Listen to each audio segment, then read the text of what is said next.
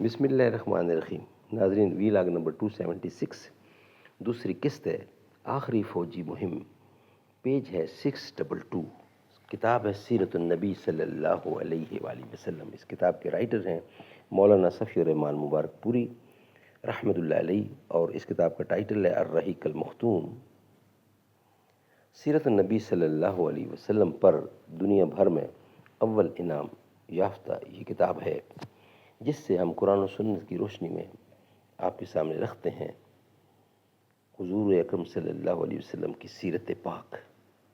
نحمدہ ونصلی علی رسولہ الکریم، بسم اللہ الرحمن الرحیم۔ صفے بستا تھے عرب کے جوانان تیغبند، تھی منتظر حنا کی عروس زمین شام۔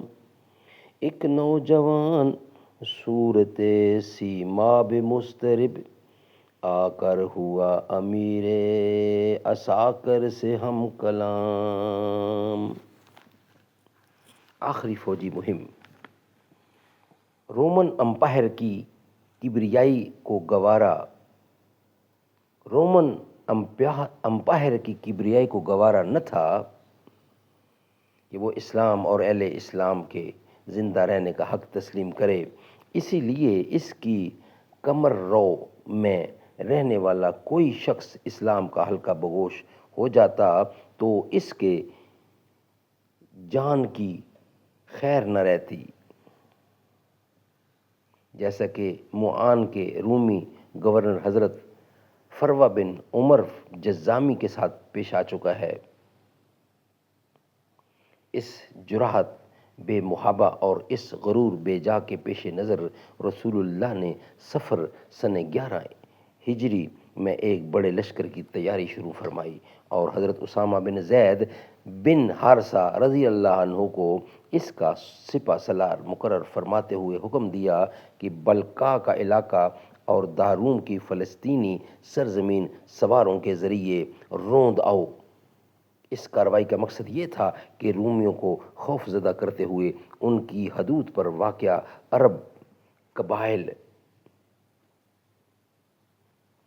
کا اعتماد بحال کیا جائے اور کسی کو بے تصور کرنے کی گنجائش نہ دی جائے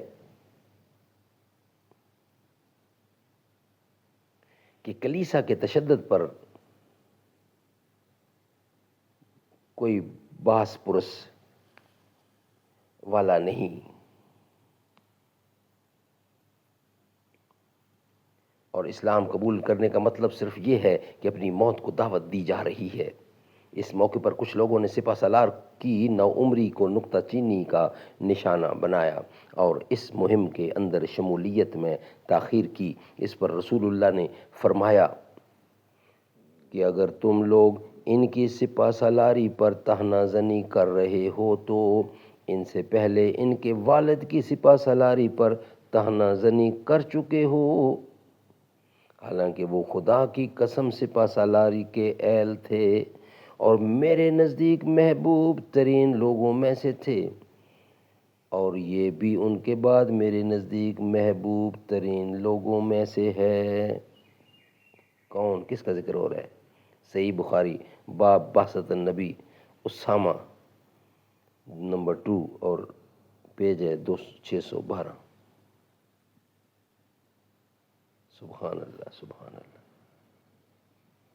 بہرحال صحابہ کرام حضرت اسامہ کے گردا گرد جمع ہو کر ان کے لشکر میں شامل ہو گئے، اور لشکر روانہ ہو کر مدینہ سے 3 میل دور مقام جرف میں خیمہ زن بھی ہو گیا، لیکن رسول اللہ صلی اللہ علیہ وسلم کی بیماری کے متعلق تشویشناک خبروں کے سبب آگے نہ بڑھ سکا، بلکہ اللہ کے فیصلے کے انتظار میں وہیں ٹھہرنے پر مجبور ہو گیا، اور اللہ کا فیصلہ یہ تھا کہ یہ لشکر حضرت ابوبکر صدیق رضی اللہ عنہ کے دور خلافت کی پہلی فوجی مہم قرار پایا۔ سبحان اللہ۔ ناظرین، یہ تھا آخری فوجی مہم۔ یہ ویلاگ ہمارا یہاں ہی کمپلیٹ ہوتا ہے۔ نیکسٹ ویلاگ انشاءاللہ جو ہوگا وہ نیکسٹ باب ہے رفیق اعلیٰ کی جانب، وہ انشاءاللہ ہم آپ کے سامنے رکھیں گے نئے ویلاگ کی صورت میں۔ یہ ویلاگ ہمارا یہاں ہی کمپلیٹ ہوتا ہے۔ آخری فوجی مہم۔ نیکسٹ ولاگ انشاءاللہ ہم آپ کے سامنے رکھیں گے اعلیٰ رفیق اعلیٰ، رفیق اعلیٰ کی جانب۔ آنے والوں یہ تو بتاؤ شہر مدینہ کیسا ہے، سر ان کے قدموں میں رکھ کر جھک کے جینا کیسا ہے، گنبد خضرا کے سائے میں بیٹھ کے تم تو آئے ہو، اس سائے میں رب کے آگے سجدہ کرنا کیسا ہے، دل آنکھیں اور روح تمہاری لگتی ہے سیراب مجھے، در پہ ان کے بیٹھ کے آب زمزم پینا کیسا ہے، دیوانوں آنکھوں سے تمہاری اتنا پوچھ تو لینے دو، دیوانوں آنکھوں سے تمہاری اتنا پوچھ تو لینے دو، وقت دعا روزے پر ان کے آنسو بہانا کیسا ہے، وقت رخصت دل کو اپنے چھوڑ وہاں تم آئے ہو، یہ بتلاؤ عشرت ان کے در سے بچھڑنا کیسا ہے، یہ بتلاؤ عشرت ان کے در سے بچھڑنا کیسا ہے، آنے والوں یہ تو بتاؤ شہر مدینہ کیسا ہے، آنے والوں یہ تو بتاؤ شہر مدینہ کیسا ہے، سر ان کے قدموں میں رکھ کے جھک کے جینا کیسا ہے۔